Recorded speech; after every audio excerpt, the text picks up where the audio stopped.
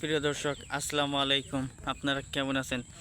আশা করি সকলেই আল্লাহ তাআলার অশেষ রহমতে ভালো আছেন। তো আপনারা স্ক্রিনের মধ্যে যে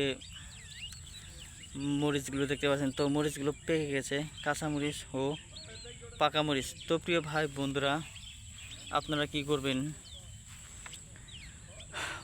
বাজারে যেহেতু মরিচের দাম বেশি, সেহেতু আপনার বাড়িতে চাইলে কয়েকটি গাছ রোপণ করে নিতে পারেন। তো বেশি না, 6 থেকে 7টি গাছ চারা রোপণ করে নিন। তাতে ইনশাল্লাহ আপনার নিয়মিত যদি মরিচ গাছ ভালো ফলন হয় বা মরিচের ফলন ভালো হয়, তাহলে কিন্তু নিয়মিত মরিচ রান্নার কাজে ব্যবহার করতে হবেন। তো মরিচ একটি দরকারি মশলা।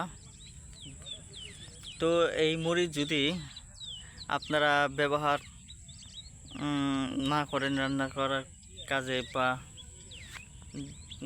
বিভিন্ন কাজে, তাহলে কিন্তু বন্ধুরা রান্না সুস্বাদু হবে না। তো সেজন্য মরিচের প্রয়োজন হয়।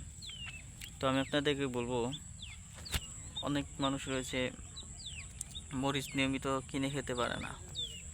তো নিয়মিত কিনে না খাওয়ার কারণে হয়তোবা তাদের রান্নাকে সুস্বাদু করতে পারছে না। তো প্রিয় দর্শক, আপনারা নিজেরাই বাড়িতে মরিচ গাছ চারা রোপণ করুন এবং নিজেরাই নিয়মিত মরিচ দিয়ে রান্না করতে হবে।